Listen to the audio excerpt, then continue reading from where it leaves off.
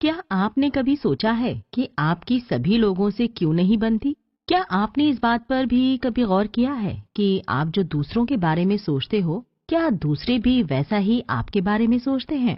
दोस्तों, मैं हूँ आरजे शिमाला परवेज और आपके लिए लेकर आई हूँ थॉमस एरिक्सन की लिखी हुई किताब सराउंडेड बाय इडियट्स की बुक समरी, जिसे लिखा है आशीष दलाल ने। दोस्तों, हम जिन लोगों से रोज मिलते हैं उनके साथ एक तरह से हमारी बहुत अच्छी बॉन्डिंग हो जाती है, लेकिन जिन लोगों से हम रोज मिलते हैं उनमें से भी कुछ ही लोगों के साथ हम खुलकर बातें कर पाते हैं। लोगों की भीड़ में कुछ लोगों के साथ हम सेफ और कंफर्ट जोन फील करते हैं। हमारे फ्रेंड सर्कल में हमारा कंफर्ट लेवल काफी अच्छा होता है, लेकिन जिन लोगों को हम कम जानते हैं या नहीं जानते, उन लोगों के साथ बात करने में हमें थोड़ी सी डिफिकल्टी होती है। मोटे तौर पर देखा जाए तो हमारी लाइफ करियर, वर्क और फैमिली के बीच बटी होती है। हमारी लाइफ का करियर फेज बहुत ही एक्साइटिंग होता है, क्योंकि हम इस फेज में पूरी तरह से लर्निंग प्रोसेस में होते हैं और हमारे साथ रह रहे सभी लोगों का गोल एक ही जगह पर फोकस होता है। हमारी लाइफ का वर्किंग लाइफ वाला फेज एक्साइटेड होने के साथ साथ स्ट्रगल वाला भी होता है। हमारी लाइफ का ये फेज कॉम्प्लिकेटेड भी होता है, क्योंकि वर्किंग लाइफ वाले फेज में ही हम कुछ ऐसे लोगों से मिलते हैं जिनके साथ डील करना हमें थोड़ा मुश्किल लगता है। जी हाँ, आप सही समझते हैं। मैं बॉस नाम के उस इंसान की ही बात कर रही हूँ जिसके बारे में ये कहा जाता है कि एक अच्छा बॉस नसीब वालों को ही मिलता है। लेकिन दोस्तों, यहाँ सवाल ये उठता है कि क्यों हम अक्सर अपने बॉस के साथ कंफर्ट जोन नहीं डेवलप कर पाते हैं? क्या बॉस की नजर उसके सबऑर्डिनेट्स के लिए डिफरेंट होती है? अगर आपका ऐसा सोचना है तो ये सोच गलत भी हो सकती है, क्योंकि किसी भी ऑर्गेनाइजेशन में 3 तरह के लोग होते हैं। एक, जो समय पर आकर फुल डेडिकेशन के साथ अपना काम खत्म करके समय पर घर चले जाते हैं, वो ऑर्गेनाइजेशन की वैल्यूज की रिस्पेक्ट करते हैं। दूसरे लोग कुछ इस तरह के होते हैं जिनके लिए समय पर ऑफिस पहुंचना बहुत ही बड़ा चैलेंज होता है। ऐसे लोग अपने काम को ज्यादा सीरियसली नहीं लेते और वक्त पर आने वाले एम्प्लॉयज के कंपैरिजन में कम डेडिकेटेड होते हैं। तीसरी तरह के वो लोग होते हैं जिनको किसी की पड़ी ही नहीं होती है। अब आप ही सोचिए, आप अगर बॉस की जगह हो तो आप किस तरह के एम्प्लॉयज को पसंद करेंगे? मैं तो पहली कैटेगरी वाले एम्प्लॉयज को ही पसंद करूंगी। यहाँ सवाल केवल वर्किंग लाइफ को लेकर ही नहीं है दोस्तों। हमारे फ्रेंड सर्कल और फैमिली में भी हम कभी कभी पूरी तरह से कुछ चीजों के साथ एडजस्ट नहीं हो पाते हैं। हमें दूसरे लोगों को टॉलरेट करते हुए ये लगने लगता है कि हमारे चारों तरफ इडियट्स ही भरे पड़े हैं। लेकिन दोस्तों, लोगों के बारे में हमारा जो भी परसेप्शन बनता है वो कहीं ना कहीं कम्युनिकेशन गैप की वजह से ही बनता है। अगर हम अपने बॉस को ठीक से नहीं जानते हैं तो वो भी हमें इडियट लगता है। हम अगर अपने पार्टनर को ठीक से नहीं समझ पाते हैं तो उसे भी हम इडियट कह देते हैं। ऑथर हमें बताते हैं कि किसी को अच्छी तरह से जानने के लिए कम्युनिकेशन एक बहुत ही इम्पोर्टेंट चीज है। तो दोस्तों, इसी वजह से हम इस बुक समरी में लोगों के बिहेवियर, टाइप और उनके कम्युनिकेशन को समझने की कोशिश करेंगे। आपको ये जानकर हैरानी होगी कि इंसान के बिहेवियर को 4 तरह के कलर कोड में बांटा जा सकता है। ये कलर कोड हैं रेड, येलो, ग्रीन और ब्लू। ये एक बहुत ही इंटरेस्टिंग थ्योरी है जिसे DISC सिस्टम के नाम से भी जाना जाता है। तो दोस्तों, चलिए जानते हैं हमारे आसपास किस तरह के इडियट्स हैं। नमस्कार दोस्तों, आप सुन रहे हैं कुकू FM पर थॉमस एरिक्सन की लिखी हुई किताब सराउंडेड बाय इडियट्स की बुक समरी। मैं हूँ आरजे शिमाला परवेज। सुनते रहिए कुकू FM, सुने जो मन चाहे। दोस्तों, हम सभी इंडियन होने के बावजूद हम इंडिया के ही किसी दूसरे राज्य में रहने वाले इंसान से अलग होते हैं।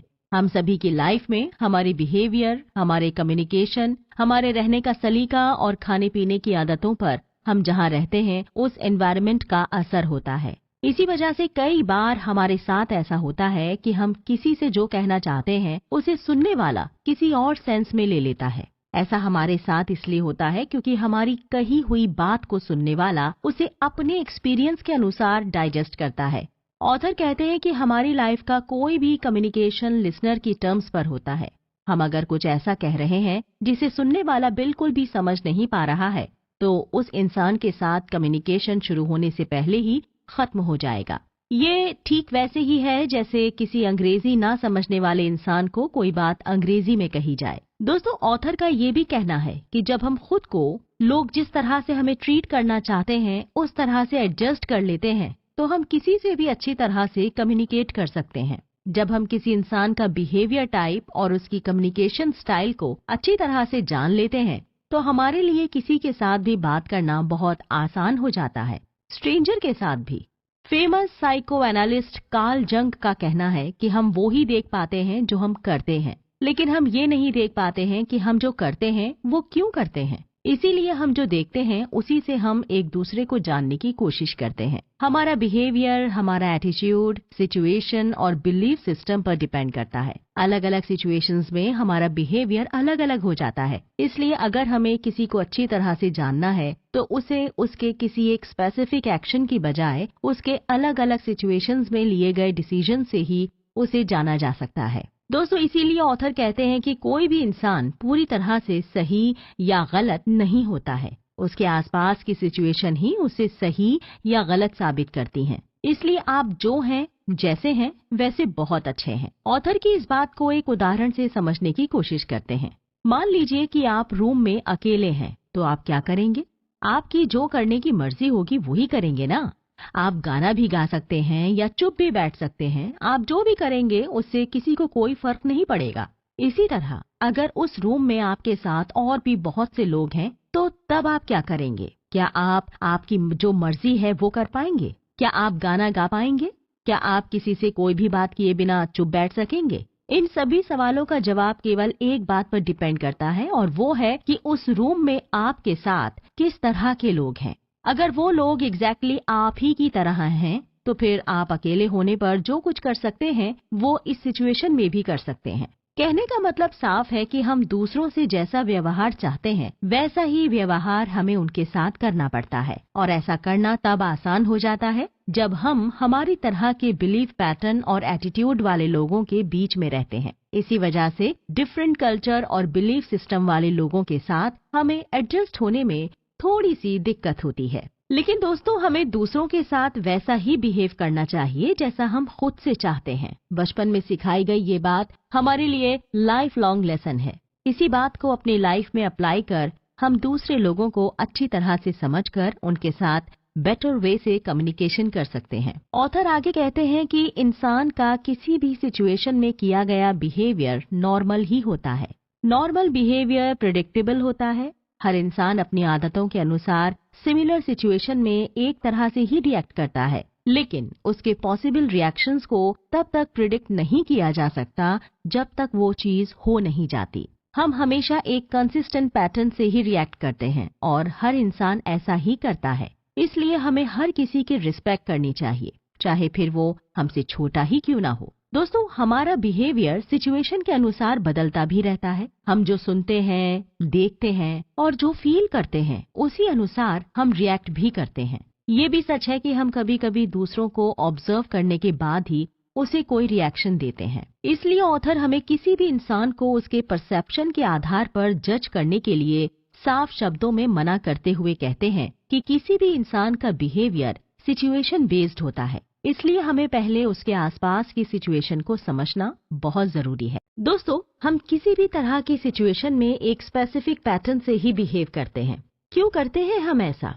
क्या हम ऐसा जन्म के साथ ही सीख कर आए होते हैं? दोस्तों, इन सवालों के जवाब हमारे पास नहीं होंगे, क्योंकि हम किसी भी सिचुएशन में जिस भी बिहेवियर पैटर्न को फॉलो करते हैं वो कहीं ना कहीं हमारी जेनेटिक हिस्ट्री से रिलेटेड होता है। आपने कई बार कई लोगों को अपने बच्चे के बारे में ऐसा कहते सुना ही होगा कि ये तो इसे हेरिडेटरी आया है, इसके दादा भी ऐसा ही किया करते थे। आपको अगर मेरी बात पर यकीन नहीं हो रहा हो तो आप अपनी फैमिली हिस्ट्री को ही चेक कर लीजिए। अरे, आपको खुद आप में कुछ ऐसे बिहेवियर पैटर्न मिल जाएंगे जो थोड़ा आपके अंकल से मैच करते होंगे तो थोड़ा आपके मामा से, लेकिन हमारे सारे बिहेवियर पैटर्न हमारे अंदर बचपन से ही क्रिएट होना शुरू हो जाते हैं। दोस्तों, अब सवाल ये उठता है कि कैसे होता है ये सब।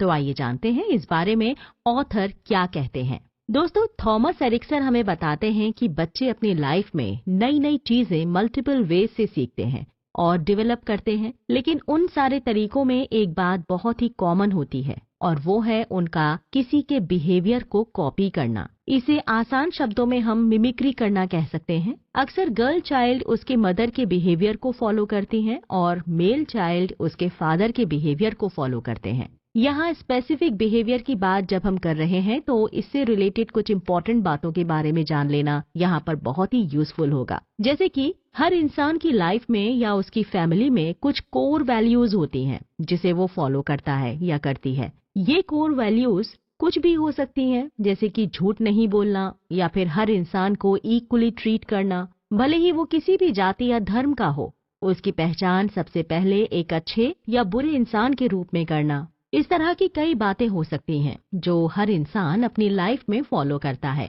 और उसके लिए बड़े से बड़ा नुकसान भी सहन करने की तैयारी रखता है। इसी के साथ दोस्तों दूसरी एक और इम्पोर्टेंट बात हमारा है एटीट्यूड। समहाउ हमारा एटीट्यूड हमारी कोर वैल्यूज का रिफ्लेक्शन ही होता है।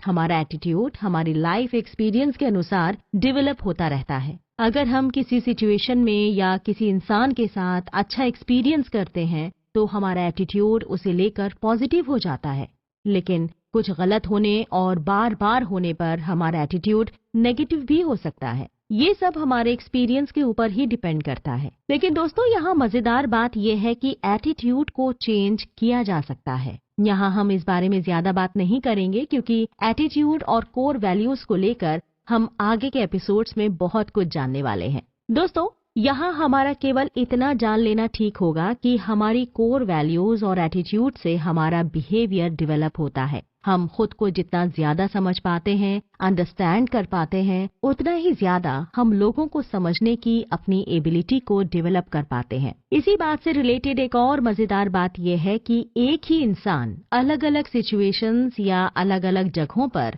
अलग अलग तरह से बिहेव करता है और ये बहुत ही नॉर्मल बात है। जैसे अगर आप मैरिड हैं तो आपका बिहेवियर आपके इन लॉज के घर कुछ डिफरेंट सा होगा। ऑथर इसे आसान शब्दों में मास्किंग का नाम देते हैं। मेरा अनुभव तो ऐसा रहा है कि इन लॉज के यहाँ थोड़ा सा शरीफ और खुद के घर पर थोड़ा सा लापरवाह इंसान। यकीनन आपका भी मास्किंग वाला ऐसा ही कुछ अनुभव जरूर रहा होगा। बिहेवियर एक ऐसी चीज है दोस्तों जिसे हम ऑब्जर्व करते हैं। हर किसी का बिहेवियर उसकी पर्सनालिटी से जुड़ा हुआ होता है, लेकिन किसी की पर्सनालिटी को हम कभी भी ऑब्जर्व नहीं कर सकते हैं। हम उसे केवल समझने का ट्राई कर सकते हैं। कहने का मतलब यह है कि हम अपने आसपास के लोगों से कभी ना कभी इन्फ्लुएंस होते ही हैं। चलिए आगे बढ़ते हुए हम बिहेवियर पैटर्न के सिस्टम को थोड़ा सा और डिटेल में समझने की कोशिश करते हैं। दोस्तों ऑथर हमें बताते हैं कि किसी भी इंसान के बिहेवियर को 4 कलर जोन में डिवाइड किया जा सकता है। ये कलर जोन है ब्लू, जो कि एनालिटिक बिहेवियर को इंडिकेट करता है। ऐसे इंसान किसी भी बात में स्लो रिएक्शन देते हैं। खुद को ऑर्गेनाइज रखने में ऐसे लोग बहुत मेहनत करते हैं और बहुत समय देते हैं, लेकिन वहीं दूसरी तरफ ऐसे लोगों का इंटरेस्ट रिलेशनशिप को मेंटेन करने में कम होता है। किसी भी काम में ऐसे लोग यूजुअली इन्वॉल्व होना पसंद नहीं करते हैं। दूसरा कलर जोन है रेड, जो कि इंसान के डोमिनेंट बिहेवियर की तरफ इशारा करता है। ऐसे लोग किसी भी बात में अपना क्विक रिएक्शन देते हैं। ये दूसरों को कंट्रोल करने में अपनी एनर्जी बहुत ही ज्यादा लगाते हैं। तीसरा कलर जोन है ग्रीन, जिसे स्टेबल बिहेवियर पर्सन का इंडिकेटर माना जाता है। ऐसे लोग बहुत ही शांत स्वभाव के होते हैं। चेंज इन्हें इजीली एक्सेप्टेबल नहीं होता है। अपने कनेक्शन को स्ट्रांग बनाने के लिए ये बहुत एफर्ट्स लगाते हैं। लास्ट कलर जोन है येलो, जो इंस्पायरिंग लोगों की तरफ इंडिकेशन देता है। ऐसे लोग किसी भी बात में अपना रिएक्शन देने में एवरेज होते हैं। और भी आसान शब्दों में अगर देखा जाए तो जो लोग इंट्रोवर्ट होते हैं वो ब्लू और ग्रीन कलर जोन में आते हैं। ग्रीन कलर जोन वाले इंसान रिलेशन ओरिएंटेड होते हैं, जबकि ब्लू कलर जोन वाले लोग टास्क और इशू ओरिएंटेड होते हैं। जो लोग एक्सट्रोवर्ट होते हैं वो रेड और येलो कलर जोन में आते हैं। इनमें से येलो कलर जोन वाले लोग रिलेशन ओरिएंटेड होते हैं और रेड कलर जोन वाले टास्क और इशू ओरिएंटेड होते हैं। इस बारे में हम और ज्यादा हमारे आगे के एपिसोड में जानेंगे, लेकिन यहाँ जानने जैसी एक बात यह है कि दुनिया के 80% लोग ऑलमोस्ट 2 कलर जोन में आते हैं और उनका बिहेवियर पैटर्न उसी कलर जोन से डोमिनेट होता है। दुनिया के केवल 5% लोग ऐसे हैं जो केवल एक ही कलर जोन से डोमिनेटेड होते हैं। बाकी के बचे हुए लोग 3 कलर जोन से डोमिनेटेड होते हैं। किसी भी इंसान को अच्छी तरह से समझने के लिए उसके बिहेवियर पैटर्न को समझना बहुत जरूरी है और इसे कलर जोन के अनुसार बड़ी ही आसानी से समझा जा सकता है। जैसे कि रेड कलर जोन वाले इंसान बहुत ही ज्यादा एम्बिशियस होते हैं, येलो कलर जोन वाले एंथुसियास्टिक होते हैं, ग्रीन कलर जोन वाले रिलैक्स्ड होते हैं और येलो कलर जोन वाले बहुत ही सिस्टमैटिक होते हैं। अब अगर किसी इंसान में रेड और येलो का कॉम्बिनेशन हो तो आप आसानी से उसे बड़ी ही अच्छी तरह से समझ सकते हैं। तो दोस्तों, हम अपने आगे के एपिसोड्स में बिहेवियर से रिलेटेड इन्हीं कलर पैटर्न्स को और ज्यादा डिटेल में जानेंगे। दोस्तों, पिछले एपिसोड में हमने बिहेवियर से रिलेटेड कुछ कलर जोन्स के बारे में जाना। आइए इस एपिसोड में उसी से रिलेटेड कुछ और मजेदार बातें करते हैं। दोस्तों, रेड कलर के बारे में ऐसा माना जाता है कि वो गुस्से को इंडिकेट करता है, इसीलिए शायद कार्टून्स में गुस्से वाला फेस दिखाने के लिए उसके फेस को थोड़ा सा रेडिश दिखा दिया जाता है। और शायद बहुत ज्यादा गुस्सा करने वाले इंसान के बारे में ये कहा जाता है कि वो गुस्से से लाल पीला होता है। लेकिन दोस्तों, यहाँ एक बात बहुत ही साफ है कि जो लोग रेड कलर जोन में आते हैं उनका गुस्सा उनकी नाक पर तो बैठा होता है, लेकिन इसी के साथ वो बहुत ही बोल्ड भी होते हैं, एम्बिशियस होते हैं। ऐसे लोगों की लाइफ का गोल दूसरे लोगों के गोल के कंपैरिजन में बहुत ही हटकर होता है, क्योंकि ऐसे लोग वो काम करने में अपनी एनर्जी डालते हैं जो काम दूसरे लोगों को करना बहुत मुश्किल लगता है। ऐसे लोग बार बार असफल होने के बाद भी हार नहीं मानते और जीत को अपनी मुट्ठी में कैद करके ही दम लेते हैं। ऐसे लोग टास्क ओरिएंटेड होते हैं और चैलेंजेस को एंजॉय करते हैं। रेड जोन वाले लोग क्विक डिसीजन टेकर होते हैं और लाइफ में रिस्क लेने से घबराते नहीं हैं। ऐसा कहा जाता है कि लीडरशिप पोजीशन पर कुछ इस तरह के लोग ही होते हैं। इन लोगों के बारे में ये कॉमन परसेप्शन होता है कि ये नेचुरल लीडर होते हैं और बॉर्न टू लीड होते हैं। रेड कलर जोन वाले लोगों को पहचानने का तरीका बड़ा ही आसान है। ऐसे लोग जोर से बोलते हैं, किसी भी सवाल का जवाब देने में सबसे आगे होते हैं। किसी इंसिडेंट के बेसिस पर ये किसी के बारे में अपना पूरा परसेप्शन बड़ी ही जल्दी बना लेते हैं। लेकिन वहीं ऐसे लोगों के बारे में एक बात सच है कि ऐसे लोग ऑनेस्ट होते हैं और किसी के बारे में ये लोग जो भी फील करते हैं उसे वो मुंह पर बोल देते हैं। इसी वजह से इस कलर जोन के लोगों के साथ अक्सर कुछ न कुछ होता ही रहता है। ये लोग एक मिनट के लिए भी आइडल नहीं बैठ सकते और फालतू की बातों में टाइम वेस्ट करना इनके स्वभाव में नहीं होता है। यहाँ ऑथर हमें एक सजेशन देते हुए कहते हैं कि अगर हमें अपनी लाइफ में एक्स्ट्रा एनर्जी की जरूरत पड़े तो हमें रेड कलर जोन वाले लोगों से दोस्ती कर लेनी चाहिए। ये लोग हमेशा एक्साइटेड होते हैं और जब किसी काम के पीछे पड़ जाते हैं तो उसे पूरा किए बिना नहीं छोड़ते हैं। रेड कलर जोन वाले लोग अपने एरोगेंट नेचर की वजह से काफी बदनाम होते हैं, लेकिन वहीं दूसरी तरफ ऐसे लोग बहुत ज्यादा कॉम्पिटिटिव भी होते हैं। इसी वजह से ऐसे लोग अपने रिलेशंस को ठीक तरह से मेंटेन नहीं कर पाते। रिलेशंस को भी मेंटेन करने में ये लोग अपने ही पार्टनर के साथ कंपटीशन करने लगते हैं। ऐसे लोगों के लाइफ पार्टनर अक्सर फ्रस्ट्रेट या फिर इरिटेट रहते हैं। लेकिन ये जरूरी नहीं है कि ऐसा सभी रेड कलर जोन वाले लोगों के साथ होता है। ये तो इस बात पर डिपेंड करता है कि ये कलर जोन उन पर कितना डोमिनेंट है। रेड कलर जोन वाले लोग क्विक थिंकर भी होते हैं। इसी वजह से जब इनके साथ किसी को डील करने में या डिसीजन लेने में टाइम लगाता है तो ये बड़ी आसानी से फ्रस्ट्रेट हो जाते हैं और जो इन्हें करना होता है उस ओर अपनी सारी एनर्जी डाइवर्ट कर देते हैं। किसी भी टॉपिक पर बहुत ज्यादा डिस्कशन करना ऐसे लोगों को वेस्टेज ऑफ टाइम नजर आता है। जैसे कि रेड कलर जोन वाले लोगों के बारे में पहले ही हम सुन चुके हैं कि ये लोग बहुत ही ज्यादा एम्बिशियस होते हैं, इसलिए इनके लिए sky is the only limit होती है। यही वजह होती है कि ऐसे लोग ऐसा काम करना ज्यादा पसंद करते हैं जो कोई और नहीं करना पसंद करता। किसी भी काम की शुरुआत करने से पहले रेड कलर जोन वाले लोग उसे अच्छी तरह से समझने की कोशिश करते हैं और उनके लॉजिक के अनुसार अगर वो काम उनके 90% क्राइटेरिया को मीट करता है तो फिर वो उस काम को करने में अपनी सारी एनर्जी लगा देते हैं। यही वजह है दोस्तों कि ऐसे लोग अक्सर अपने काम में एक्सीलेंस दे पाते हैं। नथिंग इज इम्पॉसिबल इन लोगों का लाइफ मंत्रा होता है। रेड कलर वैसे भी पावर का कलर माना जाता है और शायद यही वजह है कि जो लोग बहुत ही पावरफुल पोजीशन पर होते हैं उनमें से ज्यादातर लोग रेड कलर जोन से ही रिलेटेड होते हैं। ऐसे लोग जितना हार्ड वर्क करते हैं उतना किसी और कलर जोन का इंसान नहीं कर सकता। दोस्तों, इस कलर जोन के लोगों के लिए ये बात भी सही है कि ये अपने काम में परफेक्शन लाने के लिए किसी भी हद तक जा सकते हैं। इसके लिए उनको किसी को नीचे गिराना पड़े या इंसल्ट करनी पड़े तो भी ऐसे लोग पीछे नहीं हटते। रेड कलर जोन वाले लोगों में ईगो बहुत ज्यादा होता है, लेकिन इसके बाद भी ये लोग अपनी प्रेस्टीज को लेकर बहुत ज्यादा परेशान नहीं होते, क्योंकि दूसरे लोग इनके बारे में क्या सोचते हैं इससे इन्हें कोई फर्क नहीं पड़ता है। दोस्तों, अब तक आपने रेड कलर जोन वाले लोगों के बारे में बहुत सी ऐसी बातें सुनी जिसके बारे में आपको शायद पहले से पता हो, लेकिन उसे किस तरह से जज किया जा सकता है और ऐसे बिहेवियर पैटर्न के लोगों से किस तरह डील किया जा सकता है, ये शायद आपको ना पता हो, क्योंकि हम बातें करते वक्त इन सब बातों पर ज्यादा ध्यान नहीं देते हैं। अगर आप किसी ऐसे इंसान से मिल रहे हैं जिसकी कन्विंसिंग पावर बहुत ही ज्यादा है, तो समझ जाइए कि आप रेड कलर जोन वाले इंसान के साथ खड़े हैं। ये आपके लिए रेड अलर्ट है। दूसरी तरफ कुछ लोगों को किसी भी बात का डर नहीं लगता। इसी वजह से वो किसी भी तरह का चैलेंज एक्सेप्ट करने से बिल्कुल भी नहीं डरते। कुछ लोग अपनी लाइफ में बार बार आ रही डिफिकल्टीज की वजह से टूट जाते हैं, हार जाते हैं और कई बार तो डिप्रेशन में भी चले जाते हैं। लेकिन रेड कलर जोन वाले लोगों के साथ ऐसा बहुत कम होता है, क्योंकि उन्हें अपनी लाइफ की हर डिफिकल्टी उनको नई लगती है। सभी लोगों में कुछ अच्छा बुरा फैक्टर तो होता ही है। रेड कलर जोन वाले लोगों को अक्सर लोग पसंद नहीं करते, लेकिन फिर भी इन लोगों की ये खासियत होती है कि ये दूसरे लोगों के विचारों का सम्मान करते हैं, भले ही वो उसे माने या ना माने, क्योंकि ऐसे लोग अपनी मर्जी के मालिक होते हैं और करते वही हैं जो वो करना चाहते हैं।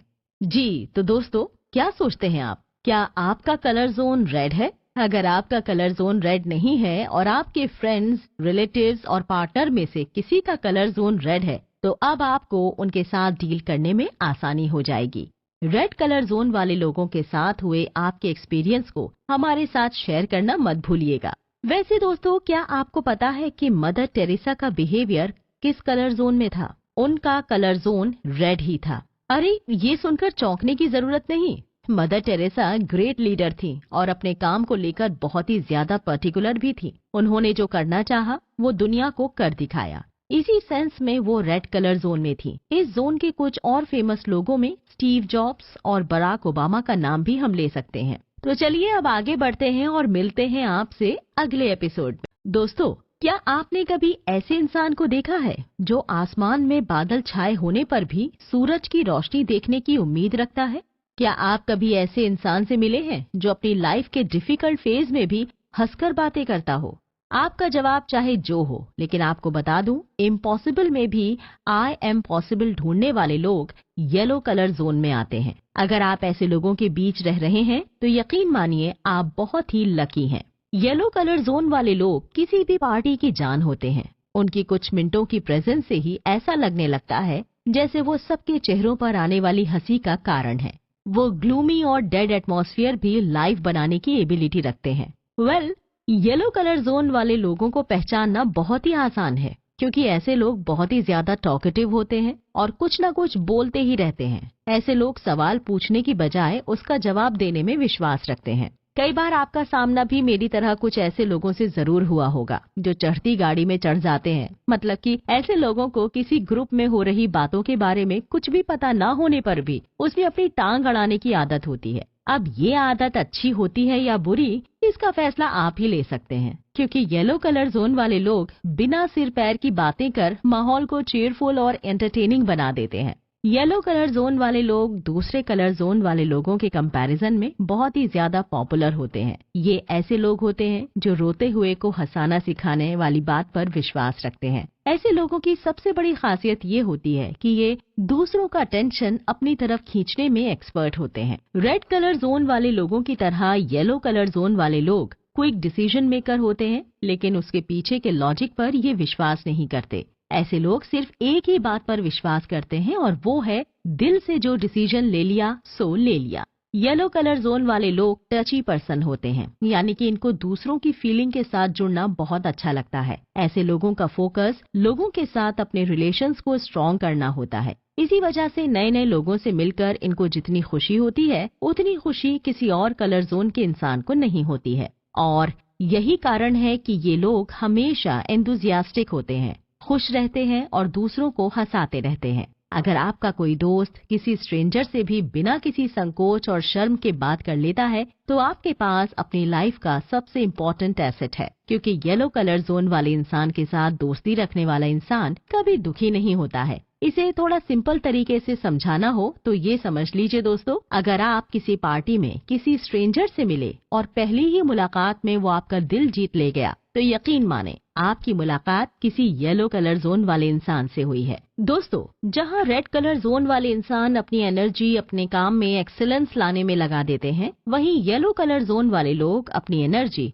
उस काम को नए नए तरीकों से करने में लगाते हैं। ऐसे लोग दुनिया के सबसे ज्यादा क्यूरियस इंसान होते हैं। अच्छा, अब आप एक बात बताइए, फेसबुक में आपकी फ्रेंड लिस्ट में कितने लोग हैं? 50, 100, 200 या ये गिनती हजारों पर जाकर बंद होती है? ये सवाल मैं आपसे ऐसे ही नहीं पूछ रही हूँ। आपके इस सवाल के जवाब से ही पता चल जाएगा कि आप येलो कलर जोन वाले इंसान हो कि नहीं। ठीक है, आप मत बताइए, मेरी आगे की बात सुनकर आप खुद ही डिसाइड कर लेना कि आपका कलर जोन येलो है या नहीं। दोस्तों, येलो कलर जोन वाले लोग बड़ी आसानी से दोस्त बना लेते हैं। इनके फोन के कांटेक्ट की लिस्ट में रिलेटिव से ज्यादा दोस्तों के नंबर होते हैं। इनकी फेसबुक फ्रेंड लिस्ट भी बहुत अच्छी खासी तगड़ी होती है। ऐसे लोगों को सबकी खबर होती है और इनको ये भी पता होता है कि बाजू वाले शर्मा जी की बेटी का चक्कर किसके साथ चल रहा है। जी हाँ, सही पहचाना, ये लोग अच्छे खबरी होते हैं। दोस्तों, कहीं आप येलो कलर जोन वालों की कैरेक्टरिस्टिक्स सुनकर बोर तो नहीं हो रहे हैं? अगर हो रहे हैं तो ये इस बात का सबूत है कि आप येलो कलर जोन से नहीं हैं, क्योंकि अगर होते तो आपके अंदर बच्चों वाली एनर्जी और वो एंथुसियाज्म जरूर होता। लेकिन कोई बात नहीं, रेड येलो ना सही, आप किसी और कलर जोन से रिलेटेड तो होंगे ही। अपनी टर्न आने का वेट कीजिए, लेकिन ये एपिसोड पूरा सुनिए, क्योंकि अगर आपका कोई दोस्त इसी कलर जोन में है और उससे अच्छी खासी दोस्ती निभाने के लिए आपको उसके बिहेवियर पैटर्न को समझना बहुत जरूरी है। दोस्तों, आपको एक बात बताऊं, मुझे येलो कलर जोन वाले लोगों की एक बात बहुत अच्छी लगती है, और वो ये है कि ऐसे लोग बहुत ही ज्यादा पॉजिटिव एटीट्यूड वाले होते हैं। ये इतने ज्यादा पॉजिटिव होते हैं कि इनको बारिश के मौसम में भी धूप निकलने की उम्मीद होती है। इनकी इसी खासियत की वजह से ये लोग प्रॉब्लम पर फोकस ना कर उसके सोल्यूशन पर फोकस करते हैं। ऐसे लोग किसी भी तरह से अपनी प्रॉब्लम का सोल्यूशन निकाल ही लेते हैं। बड़े जुगाड़ू होते हैं ये लोग। आपको अगर कोई ऐसा जुगाड़ू दोस्त मिल जाए तो उसे छोड़ना मत, क्योंकि येलो कलर वाला दोस्त आपको कभी रोने नहीं देगा। भले ही वो खुद जी भर कर रो लेगा, लेकिन आपको हमेशा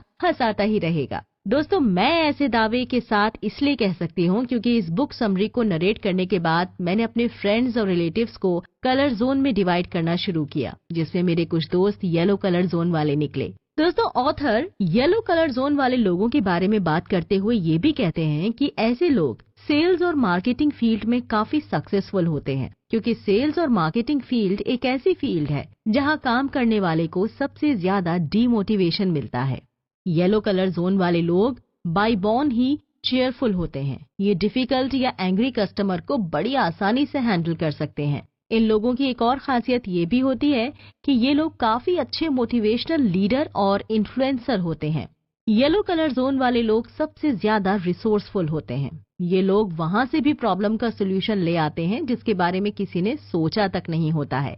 येलो कलर जोन वाले लोग दूसरों के कंपैरिजन में ज्यादा क्रिएटिव होते हैं। अगर आपको अपनी किसी बहुत पुरानी प्रॉब्लम को देखने के लिए नया प्रोस्पेक्टिव चाहिए तो वो प्रोस्पेक्टिव आपको येलो कलर जोन वाले इंसान से मिल जाएगा। यहाँ ऑथर के कहने का मतलब ये है कि अपनी फ्रेंड लिस्ट में एक आध येलो कलर जोन वाला फ्रेंड होने से पुरानी प्रॉब्लम्स ज्यादा दिनों तक पेंडिंग लिस्ट में नहीं रह पाती हैं। उसे सॉल्यूशन के हाथों शहीद होना ही पड़ता है। दोस्तों, मैंने अभी कुछ देर पहले कहा था कि इस कलर जोन वाले लोग बहुत ही ज्यादा पॉजिटिव और ऑप्टिमिस्टिक होते हैं। ये इतने ज्यादा ऑप्टिमिस्टिक होते हैं कि ये हिमालय पर जाकर भी रेफ्रिजरेटर बेच सकते हैं। येलो कलर जोन का इंसान रेड कलर जोन के इंसान की तरह लाइफ में कभी भी हार नहीं मानता, लेकिन रेड और येलो जोन वाले इंसानों में प्रॉब्लम को सॉल्व करने का परसेप्शन बहुत ही अलग होता है। किसी प्रॉब्लम के बारे में डिस्कस करते हुए अगर रेड जोन वाला पर्सन ये पूछता कि अब क्या किया जा सकता है, वहीं येलो कलर जोन उस प्रॉब्लम को अलग ही एंगल से देखकर ये कहेगा कि इसे कौन करेगा। मतलब येलो कलर जोन वाला पर्सन ऑलरेडी प्रॉब्लम के सोल्यूशन के बारे में सोच चुका होता है और रेड कलर जोन वाले पर्सन से इस मामले में वो एक कदम आगे ही होता है। तो दोस्तों, येलो कलर जोन वाले लोगों के बारे में इतनी सारी बातें जानने के बाद अब आपका क्या कहना है? क्या आपको किसी ऐसे फेमस इंसान के बारे में पता है जो येलो कलर जोन से हो? अपना जवाब हमें कमेंट पर जरूर बताइएगा, इंतजार रहेगा। दोस्तों, आप कमेंट्स और लाइक कीजिए, तब तक हम अपने अगले एपिसोड की तरफ बढ़ते हैं। तो बने रहिए कुकू एफएम के साथ, सुने जो मन